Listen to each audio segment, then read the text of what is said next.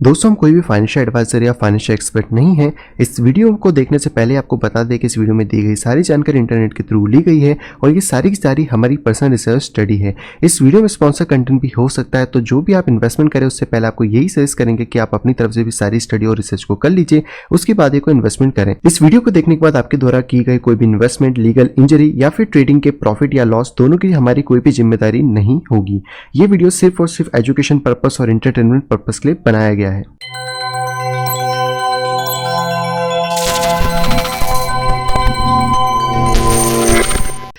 दोस्तों, मैं हूं प्रांजल, सभी का स्वागत करता हूं टोवेल के बिल्कुल फ्रेश वीडियो के अंदर। तो दोस्तों आप सबके सामने फिर से हाजिर हूं लेकर यहाँ पे बिटकॉइंस की सारी ताजा अपडेट। आज भी दोस्तों हम लोग करने वाले हैं टेक्निकल एनालिसिस को, साथ ही यहाँ पे देखेंगे ढेर सारी क्रिप्टो न्यूज़ को जो कि आप लोगों के लिए पे काम की हो सकती है। तो वीडियो को शुरू से पूरा जरूर देखेगा। बाकी दोस्तों वीडियो को स्टार्ट करने से पहले आपको रिमाइंड कराना चाहूंगा कि दोस्तों अगर अभी तक आपने टेक्निकल एनालिसिस के कोर्स में एनरोल नहीं करा है, आप सीखना चाहते हो, समझना चाहते हो, मार्केट में प्रॉपर तरीके से वर्क करना चाहते हो और अपने पोर्टफोलियो को एक सही डायरेक्शन में ग्रो करना चाहते हो, तो ये दोस्तों कोर्स आपके लिए बहुत ज़्यादा इंपॉर्टेंट है। और इसको सीखने के बाद आप सिर्फ क्रिप्टो में नहीं बल्कि फॉरेक्स में, कमोडिटी और स्टॉक में भी जाके इजीली यहाँ पे ट्रेड कर सकते हो और सभी फाइनेंशियल मार्केट के बेनिफिट्स यहाँ पे ले सकते हो। बाकी देखिए इन्फॉर्मेशन के लिए डायरेक्टली मुझसे कांटेक्ट कर सकते हैं मेरी इस मेल ID pixelsnapshot@gmail.com के ऊपर, या फिर आप डायरेक्टली मुझसे कांटेक्ट कर सकते हैं मेरी इस टेलीग्राम ID @cryptovel के ऊपर। इन दोनों के अलावा मेरा कोई और एड्रेस यहाँ पे नहीं है। और अगर आप यहाँ पे सिग्नल ग्रुप को ज्वाइन करना चाहते हैं जहाँ पे कि आपको फ्यूचर ट्रेडिंग के और अल्ट कॉइन के सिग्नल मिलते हैं, उसकी भी इन्फॉर्मेशन आपको मेल या टेलीग्राम पे मिल जाएगी। तो चलिए दोस्तों चलते कंप्यूटर स्क्रीन पे, जानते कि बिटकॉइन हमें यहाँ पे क्या दिखा रहा है एंड आज की न्यूज़ यहाँ पे क्या है। सो दोस्तों मैं आ चुका हूँ बिटकॉइन के चार्ट के ऊपर। यह है बिटकॉइन बिटमैक्स चार्ट जो कि हम हमेशा से लेते हैं एंड कल से मार्केट के अंदर कुछ ज़्यादा खास मोमेंटम्स नहीं है। एक्सपेक्टेड एरिया था कि मार्केट इस एरिया को हिट करे एंड फिर वापस नीचे आके पंप या डंप जो भी इसको करना है उस डायरेक्शन में पे जा सकता है। बट स्टिल जो मार्केट है वो इसी एरिया में रुका हुआ है जहाँ पे कि ऑलमोस्ट पॉसिबिलिटी हो सकती है कि बिटकॉइन यहाँ पर एक डबल बॉटम बना रहा है इस तरीके का और इसके बाद यहाँ से मार्केट शूट अप करे। लेकिन अगर मार्केट इसमें किसी भी कंडीशन के अंदर हमारी जो व्हाइट लाइन इसको ब्रेक करता है, या फिर आप कह सकते हो जो मेजर हमारा नीचे सपोर्टिव लेवल है जो कि लगभग 11,100 के आसपास है, अगर इसको ब्रेक करता है तो मार्केट यहाँ पे प्लंज कर सकता है नीचे 10,000 के रेंज के अंदर, जो कि कुछ लोगों के लिए बाइंग अपॉर्चुनिटी हो सकती है और जिन्होंने लॉन्ग कराए उनके लिए यहाँ पे स्टॉप हिट भी हो सकता है। तो फिलहाल में हमें वेट करना होगा, देखना होगा कल की जो कैंडल यहाँ पे क्लोज होती है डेली की वो किस तरह होती है। अगर हम आज की डेली क्लोजिंग के ऊपर बात करें तो आज की डेली क्लोजिंग जो है वो थोड़ी सी बुलिश हुई है, लेकिन इतनी भी ज़्यादा बुलिश नहीं है। अगर ये इसका मोमेंटम थोड़ा यहाँ तक क्लोजिंग होती 11,700 के आसपास तो ये और ज़्यादा बुलिश यहाँ पे हो सकती थी। आज की कैंडल पे बहुत सारी चीज़ें भी डिपेंड करेंगी कि मार्केट का मोमेंटम किस डायरेक्शन में जाने की पॉसिबिलिटी यहाँ पे बना सकता है। फिलहाल में अगर अभी हम लोग 4 आवर के हिसाब से देखें तो मार्केट के अंदर जितनी बड़ी बड़ी विक्स आ रही हैं, इससे देखने से तो यही यहाँ पे लग रहा है कि जो मार्केट है वो अप डायरेक्शन में जाने की कोशिश कर रहा है, क्योंकि जितनी बार भी सेलिंग यहाँ पे होती है उतनी बार बायर्स आके उसको ऊपर की तरफ क्लोज यहाँ पे कर रहे हैं। तो यहाँ पर अब हमें देखना होगा, वेट करना होगा थोड़ा सा, जिससे कि हमें आइडिया लग जाएगा। और अगर हम लोग यहाँ पे EMA रिबन के हिसाब से देखें तो अभी यहाँ पे हमें $11,345 पे एक अच्छा खासा सपोर्ट है। इवन दैट वॉल्यूम भी ठीक ठाक है, तो ज़्यादा कुछ यहाँ पे चेंजेस अभी नहीं हुए, लेकिन प्राइस को एटलीस्ट 11,600 के ऊपर आके या 660 के ऊपर आके क्लोजिंग देनी होगी, ताकि इससे कंफर्म हो सके कि मार्केट ऊपर जो डायरेक्शन है 12,000 उसको एटलीस्ट टेस्ट करने जा सकता है। तो जब तक ये नहीं होता थोड़ा सा यहाँ पे प्रॉब्लम क्रिएट बना रहेगा। मैकडी की बात करें तो मैकडी बुलिश है, बट अभी थोड़ा सा साइडवेज है। आप देख सकते हो ज़्यादा कुछ हिस्टोग्राम बड़े नहीं आए, तो अगर इस तरीके के कुछ बड़े हिस्टोग्राम आते हैं तो आपको अच्छा खासा मोमेंटम मिल पाएगा।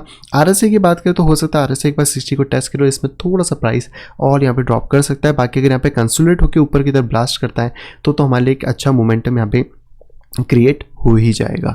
अगला दोस्तों जो हमारे पास है वो है दोस्तों बिटकॉइन की CME फ्यूचर गैप, जिसमें आप क्लियरली देख सकते हो कि फिलहाल में अभी कुछ ज़्यादा चेंजेस नहीं है। लास्ट टाइम ये वाली गैप थी, उसके अंदर एक गैप थी जो कि ऑलमोस्ट यहाँ पे फिल हो गई है। आप इस पॉइंट पे देखेंगे तो अभी कोई खास गैप्स यहाँ पे है नहीं है। और आज की अगर हम बात करें तो आज यहाँ पे थर्सडे यानी कि कल जो CME फ्यूचर का एक्सचेंज है वो बंद होगा, तो लगभग हमारे पास 2-3 दिन का टाइम होगा इसको आइडेंटिफाई करने के लिए कि मार्केट में कौन सी नई गैप यहाँ पे आती है। अभी फिलहाल में जो गैप है वो हमारे पास 9,600 की है, 9,900 वाली, जिसमें हम थोड़ा सा फोकस कर सकते हैं क्योंकि मेजोरिटी टाइप तो फिल हो ही जाती है। लेकिन लगते हैं कि यहाँ पे जो प्राइस अगर वो इस लेवल को ब्रिज कर जाता है जो कि 11,100 की रेंज है, तो हम लोग इस रेंज तक आते हुए बिटकॉइन को भी देख सकते हैं, जो कि हम टाइम के हिसाब से बात करते रहेंगे। नेक्स्ट दोस्तों बात करें तो ये है दोस्तों हमारा बिटकॉइन का डोमिनेंस। एंड डोमिनेंस की बात करें तो स्टिल यहाँ पर एक चैनल के अंदर आ गया है। पहले थोड़ा फॉलिंग बेस टाइप का था, अब यहाँ पे चैनल फॉर्म हो गया और यहाँ से अगर प्राइस बाउंस करता है तो कल भी मैंने आपको बताया था कि हमें एक ट्रिपल बॉटम मिलेगा और इसकी हाइट लगभग 64% के आसपास रह सकती है। लेकिन ये लेवल थोड़ा सा इंपॉर्टेंट है क्योंकि 61% का एरिया अगर ब्रेक होता है तो मार्केट नीचे की तरफ ड्रॉप डाउन भी कर सकता है। नेक्स्ट दोस्तों कॉइन की यहाँ पे बात करें तो यह है दोस्तों इथेरियम कॉइन एंड इथेरियम के साथ भी ऑलमोस्ट सेम सिनारियो चल रहा है। इथेरियम में ये बात अच्छी है कि इथेरियम भागता भी तेजी से और गिरता भी तेजी से, थोड़ा सा प्रॉब्लमेटिक है, लेकिन अच्छी बात है कि यहाँ पर आप देख सकते हैं इथेरियम कितना प्यारे तरीके से पंप होते होते ऊपर तक गया था। लेकिन आज एक कैंडल यहाँ पे थोड़ी सी डंप कर रही थी, लेकिन स्टिल हमें बाइंग प्रेशर कैंडल के अंदर देखने को मिल रहा है, जो कि एक बहुत ज़्यादा अच्छी बात है। तो स्टिल अभी हम लोग वेट कर रहे हैं इस लेवल के ब्रेक होने का। जब भी इथेरियम 408 या $400 के ऊपर ब्रेक करता है तो ये हमारे लिए एक मैसिव मूव हो सकता है जहाँ पे कि हमें एक अच्छा मोमेंटम मिले। बट स्टिल उम्मीद यही है कि मार्केट यहाँ से एक बार और रिजेक्ट होकर इस एरिया में गिर सकता है एंड उसके बाद यहाँ से पंप करे, क्योंकि यहाँ पे जो ट्राइंगल है इसकी हाइट थोड़ी सी बड़ी है। बट ऐसा ज़रूरी नहीं कि ऐसा होगा, ये सिर्फ एक प्रोबेबिलिटी का गेम है, तो हमको उसके हिसाब से यहाँ पे चेकआउट करना होगा। इसके बाद बात करें तो मैकडी यहाँ पे थोड़ा सा बुलिश है फिलहाल में। तो यहाँ पर एक सेलिंग कैंडल देखने को मिल रही है, बाइंग मतलब कम है, लेकिन स्टिल यहाँ पे जो बाइंग है वो थोड़ी हेल्दी है as compare to bitcoin. And RSI की बात करें तो आरएसआई 60 के आसपास जाके रिजेक्ट हो रहा है, जो कि अच्छी बात नहीं है। इसको 60 के ऊपर आना चाहिए अगर मार्केट प्रॉपर तरीके से पंप यहाँ पे करना चाहता है। तो इसलिए हमें थोड़ा सा वेट करना होगा और अगर आप चाहें तो यहाँ पर एक ट्रेंड लाइन को भी लगा सकते हैं। इसको लगाने से आपको थोड़ा सा एक अलग माहौल यहाँ पे मिल जाएगा, क्योंकि जो असेंडिंग ट्रायंगल था उसको एटलीस्ट हम लोग यहाँ पे कह सकते हैं कि ये अब यहाँ पे एक थोड़ा सा सिमेट्रिकल ट्रायंगल के लुक में लग रहा है, जिसका ब्रेकआउट 21 अगस्त के आसपास यहाँ पे आ सकता है। तो स्टिल अभी हम इस लाइन के ऊपर भी फोकस करेंगे। इसके ऊपर का ब्रेकआउट एरिया थोड़ा सा इंपॉर्टेंट यहाँ पे हो सकता है। वॉल्यूम आज अच्छी आई थी इस कैंडल में, तो स्टिल ये एक हेल्दी कैंडल है, हमें कोई भी फेकआउट देखने को नहीं मिला है। तो लेट्स सपोज कि किस तरफ मार्केट यहाँ पे ब्रेक करता है उस डायरेक्शन में हम लोग फिर ट्रेड यहाँ पे कर सकते हैं। नेक्स्ट कॉइन की दोस्तों बात करें तो यह है दोस्तों लाइट कॉइन, जो कि स्ट्रगल कर रहा है अपने सपोर्टिव एरिया के पास। तो वेट करना होगा क्या यहाँ पे होता है। हालांकि बहुत लंबी लंबी विक्स आ रही हैं जो कि मार्केट के अंदर आउट कर रही है बहुत सारे लोगों को, लेकिन अगर हम इसको प्रॉपर्ली होल्ड करते हैं तो हम लेवल जो है वो 55.75 का देख सकते हैं। इसके ऊपर अगर मार्केट आता है तो फिर मार्केट एट $60 तक जाके हिट कर सकता है। पॉसिबल सिनेरियोज यहाँ पे बन पाएंगे। इसके नीचे मार्केट का फिर एकदम मतलब बियरिश आप कह सकते हो कि मार्केट स्टार्ट हो जाएगा, तो कोई मतलब बनेगा नहीं। बट ये लाइन जब तक इसको होल्ड कर रही है ये एक अच्छी बात है लाइट कॉइन के लिए। नेक्स्ट दोस्तों कॉइन की बात करें तो यह है दोस्तों चेनलिंक, जो कि फाइनली एक अपने लेवल पे निकल चुका है। आज जो चेनलिंक था उसने $17.7 का मार्क टच करा था, जो कि हमने कल बात करी थी वीडियो में, और $20 हमारा नेक्स्ट मार्क है। तो हो सकता है उससे पहले एक छोटा सा करेक्शन ले ले $15.7-16 के बीच में। तो यहाँ पे आपको थोड़ा सा नज़र इस कॉइन पे रखनी है। वॉल्यूम थोड़ी सी कम हो रही है 4 आवर के हिसाब से। मैकडी और आरएसआई थोड़े से ओवरबॉट कंडीशन में, तो हो सकता है हल्का फुल्का करेक्शन देखने को मिले, देन उसके बाद मार्केट ऊपर के डायरेक्शन में पे जा सकता है। नेक्स्ट दोस्तों कॉइन की बात करें तो यह है दोस्तों बाइनेंस कॉइन, जो कि बिल्कुल भी यहाँ पे अच्छा नहीं लग रहा है। स्टिल अभी भी बाइनेंस कॉइन नीचे की तरफ गिर रहा है। एक लास्ट सपोर्टिव रेंज के हिसाब से बात करें तो बस यहाँ पर बाइनेंस को एक सपोर्ट है जो कि $20.9 से $20.7 के बीच में है। अगर इसके नीचे बाइनेंस कॉइन जाता है तो फिर थोड़ी सी हालत इसके लिए ख़राब हो सकती है। तो हमें इंपॉर्टेंट है कि यहाँ से मार्केट राउंड अप ले और इसके बाद ऊपर की तरफ प्लंज यहाँ पे करें। नेक्स्ट दोस्तों हमारे पास जो कॉइन है वो है दोस्तों ऑन्टोलॉजी, जो कि स्टिल अभी भी इसी एरिया के अंदर रुका हुआ है। एंड कल के हाई के बाद से यहाँ पे थोड़ा सा छोटा आई है, तो हम इस लाइन को ड्रॉ कर सकते हैं ताकि अगर इसके बाद कोई ब्रेकआउट हो तो हम ऑन्टोलॉजी को वहाँ पे कैच कर सकें। और हमारा जो टारगेट है $1 के आसपास का, उसको भी हम लोग आगे बढ़ता हुआ यहाँ पे देख सकें। बाकी आपको पता ही कि अगर 0.73 के नीचे आता है तो ऑन्टोलॉजी बैड सिचुएशन में आ जाएगा। नेक्स्ट दोस्तों कॉइन की बात करें तो यह है दोस्तों XRP, जो PNP की तरह ही आपको देखने को मिल रहा होगा। तो अगर मैं इस लेवल को थोड़ा सा एडजस्ट करके नीचे ले आऊँ और यहाँ पर अगर हम एक और लाइन लगा दें तो यहाँ पर भी आपको एक चैनल टाइप का फॉर्मेशन देखने को मिल रहा होगा, जो कि ज़्यादा हेल्दी तो नहीं दिख रहा है, लेकिन यस यहाँ पे चांसेस है कि जब तक प्राइस इस लेवल के ऊपर बैठा है जो कि 0.27 है तो चांसेस रहेंगे पंप होने के। लेकिन अगर इसके नीचे जाता है तो फिर यहाँ पे आप कह सकते हैं कि जो सिचुएशन है वो कम हो सकती है और वापस प्राइस प्लंज करके 0.24 के एरिया में ड्रॉप कर सकता है। तो हमें वेट करना होगा मार्केट के एक डायरेक्शन में जाने का या फिर किसी एक लेवल के ब्रेकआउट होने का। बाकी अगर आप बुलिश होना चाहते हैं तो आपको एटलीस्ट 0.29900 के ऊपर ब्रेक करने का वेट करना होगा, ताकि आपको एक प्रॉपर कंफर्मेशन मिल सके कि मार्केट एक बुलिश डायरेक्शन में जा सकता है। नेक्स्ट दोस्तों कॉइन की बात करें तो यह है दोस्तों नियो का चार्ट और ऑन्टो का चार्ट आपको लगभग सेम ही मिलेगा, दोनों एक ही जैसे है, तो ऑलमोस्ट आपको सेम मिल जाएगा। तो स्टिल हमें वेट करना होगा इसके ब्रेकआउट का, या फिर वापस से अगर ये प्राइस रिटेस्ट करता है तो $13 से $13.2 हमारे लिए एक टारगेट यहाँ पे होगा। नेक्स्ट दोस्तों कॉइन की बात करें तो यह है दोस्तों ईएच, जैसे कि हमने कल भी ड्रॉ करा था। स्टिल मार्केट अपने एक जोन में है, आप चाहो तो इधर इसको ड्रॉ कर सकते हो, यहाँ पे नीचे लाइन ड्रॉ कर सकते हैं। तो यहाँ पर अभी ये जो प्राइस है वो सपोर्ट के ऊपर बैठा हुआ है। अगर यहाँ से रिट्रेसमेंट मिलता है तो प्राइस अच्छा खासा ग्रोथ दे सकता है। $3.5 तक नहीं मिलता है और इसके नीचे आता है तो फिर यहाँ पे जो सिचुएशन है वो थोड़ी सी रिवर्स हो सकती है, बट अभी फिलहाल में ऐसा लग तो नहीं रहा कि ज़्यादा मोमेंटम होने वाला है। तो बिटकॉइन के ऊपर ध्यान रखना होगा, उसके मोमेंटम के हिसाब से बहुत सारे जो कॉइन्स हैं वो अपना मोमेंटम डिसाइड यहाँ पे करते हैं।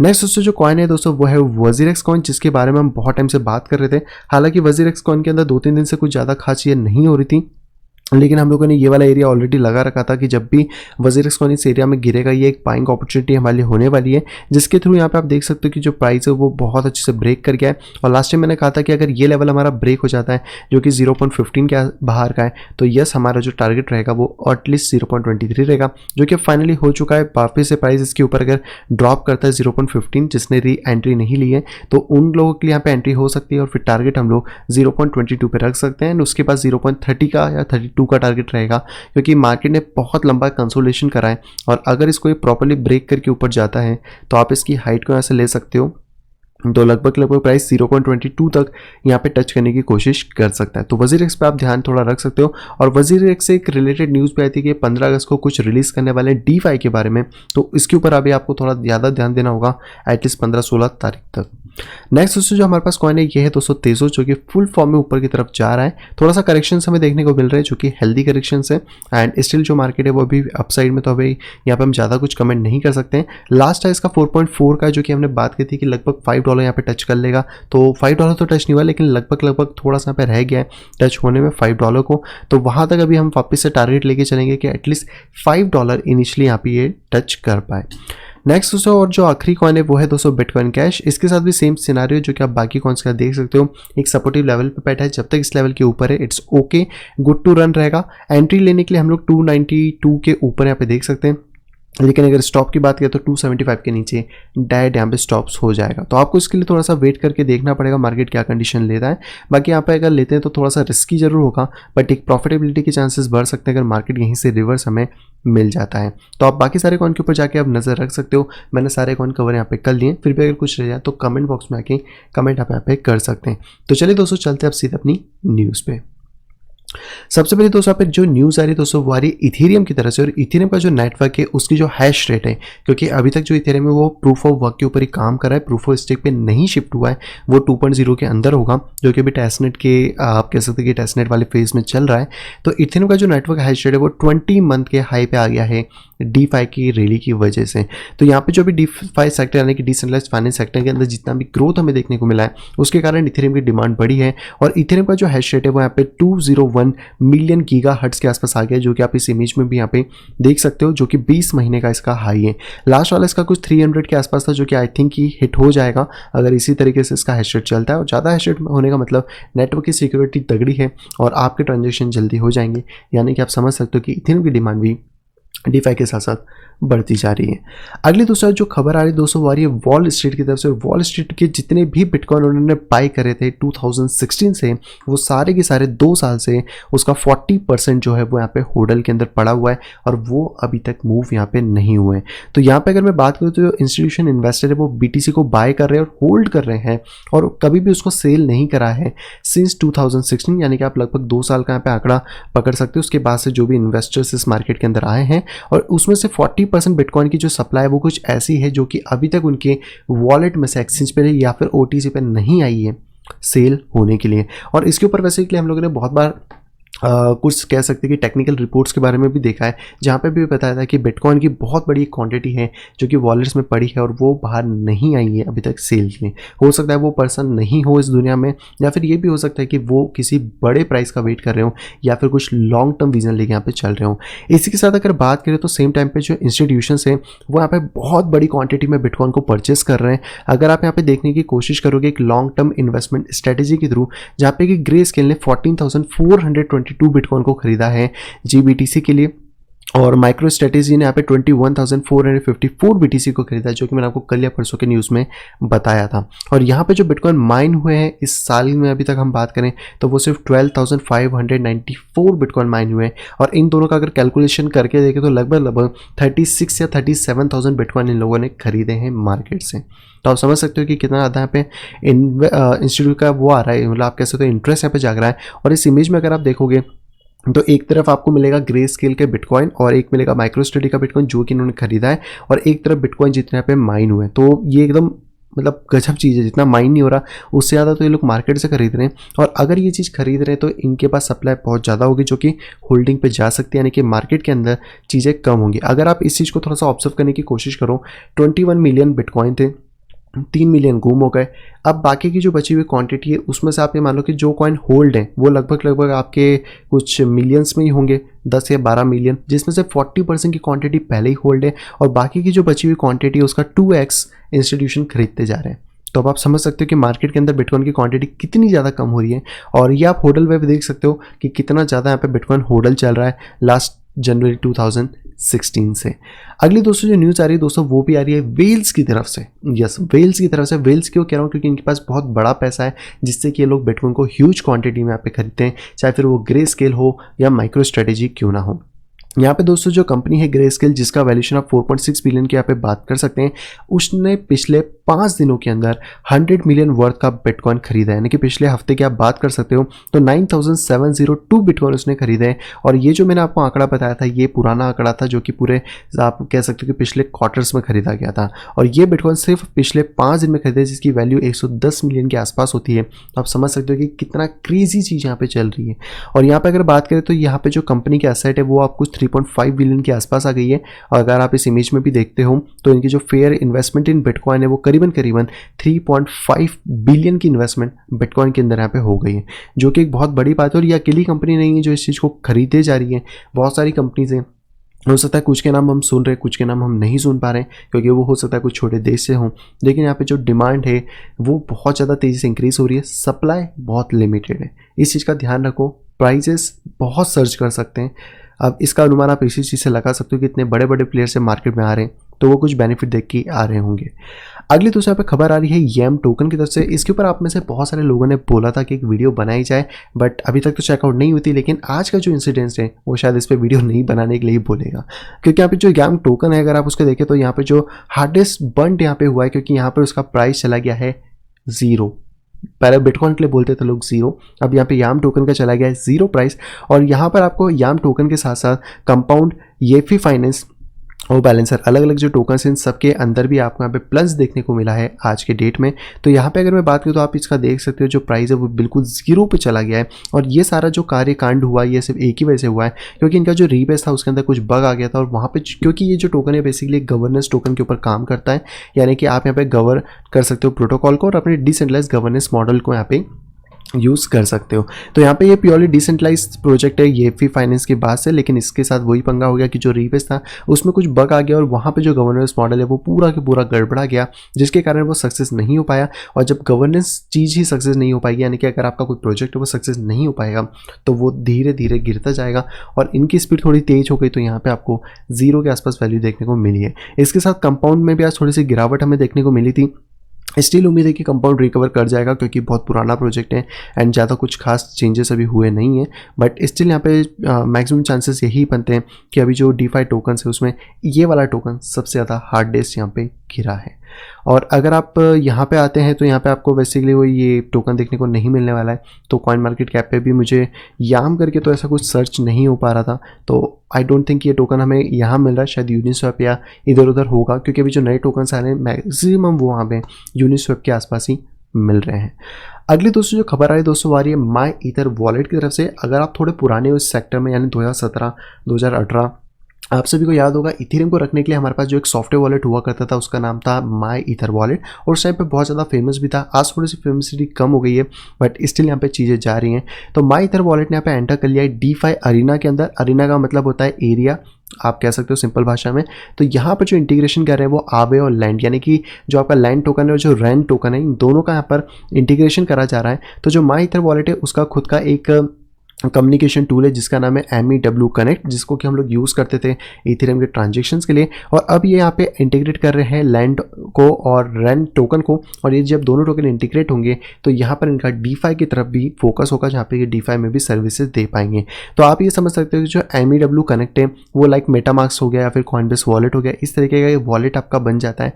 और अब इनकी जो API वो बहुत ज़्यादा ही यहाँ पे डेवलपर फ्रेंडली है, तो इसके कारण ये ज़्यादा से ज़्यादा डैप के का साथ इंटीग्रेट कर सकते हैं और अपने जो प्रोटोकॉल है उसको फ्यूचर में उसमें यहाँ पे डाल सकते हैं। तो यहाँ पे बहुत सारी चीज़ डीफाई से जुड़ती जा रही हैं। डीफाई एक बहुत बड़ा हब बन रहा है, तो ध्यान उस पर जरूर रखिएगा।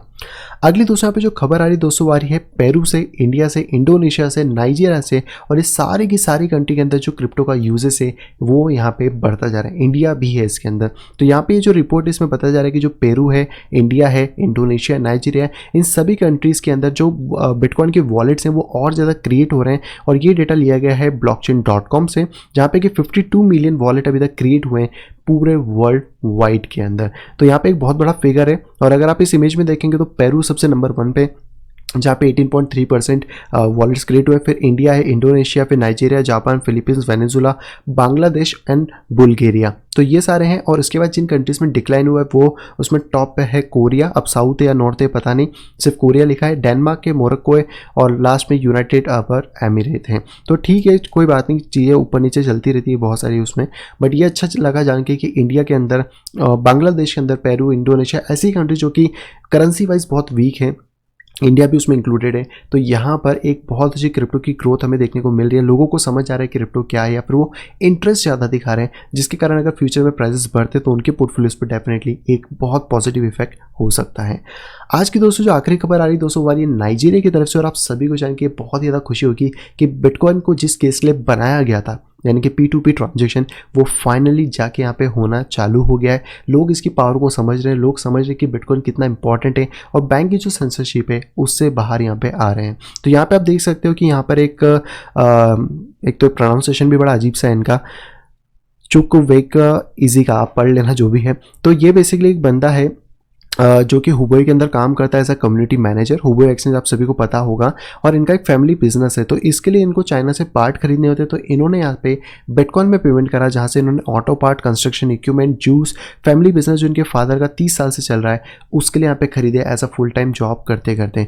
और इन्होंने बताया कि जो बिटकॉइन है वो फास्टेस्ट मेथड है, और जो ओल्ड फैशन मेथड है उससे काम नहीं हो रहा है, क्योंकि जो बैंक है वो हमें लिमिटेड कर देते हैं $10,000 के लिए। लेकिन बिटकॉइन में ऐसी कोई लिमिटेशन नहीं है, आप करोड़ों, अरबों, खरबों रुपए तक भेज सकते हो अगर उसकी वैल्यूएशन इतनी है तो डेफिनेटली।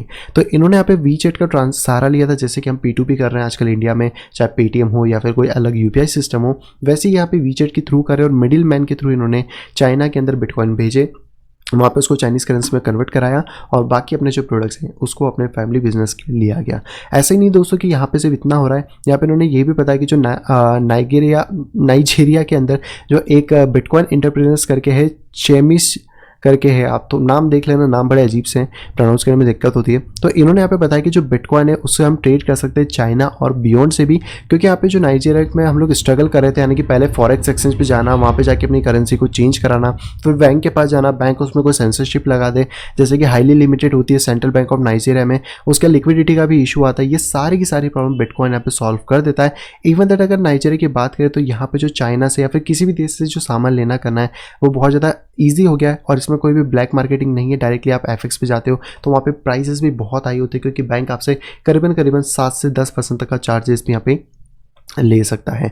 वहाँ पे इन्होंने बताया कि जो बिटकॉइन है वो बहुत ज़्यादा इजी टू टेक आउट है, इंटरनेशनल बैंकिंग की जितनी भी प्रोसेस हैं उन सबको ईजिली बाईपास करके यहाँ पे यूज़ करा जा सकता है। और इसके बाद यहाँ पे एक और बताया गया कि जो कोविड के मास्क थे, कपड़े थे, और जो हाउस की प्रॉपर्टी थी, चाइना के अंदर अपना पैसा भेजना था, उन सभी चीज़ों को यहाँ पे बिटकॉइन के थ्रू करा गया। और इन्होंने डिसाइड करा कि एक्सपीरियंस जो है वो बहुत ज़्यादा फ्रस्ट्रेटिंग है सेंट्रल बैंक के थ्रू जाना, लेकिन बिटकॉइन इनके लिए बहुत ज़्यादा ईजी हुआ जहाँ पे कि इन्होंने करा। और आपको पता होगा कि नाइजीरिया के अंदर जो इनकी करेंसी है नायरा करके, उसके बाद 12% का इन्फ्लेशन है, जो कि बहुत बहुत बहुत ज़्यादा है। यानी कि आप ये समझ लो कि इंडिया के अंदर भी 7-8% का इन्फ्लेशन तो आराम से होगा, 12% उससे भी ज़्यादा है। हाइपर इन्फ्लेशन के केस में 1000% तक भी इन्फ्लेशन यहाँ पे चले जाता है। तो आई थिंक यहाँ पे बिटकॉइन बहुत ज़्यादा हेल्प कर रहा है लोगों की अलग अलग वेज में। अगर इसको जल्दी यूज़ करना स्टार्ट करेंगे तो इसकी नेटवर्क फ्रिक्वेंसी और ज़्यादा बढ़ सकती है। और हम लोग थोड़ा सा स्टेबिलिटी का इशू डेफिनेटली हम लोग देखते हैं, लेकिन वो स्टेबिलिटी का इशू बिटकॉइन का नहीं है, वो डॉलर का, क्योंकि बिटकॉइन की वैल्यू तो खुद में 1 बिटकॉइन ही है,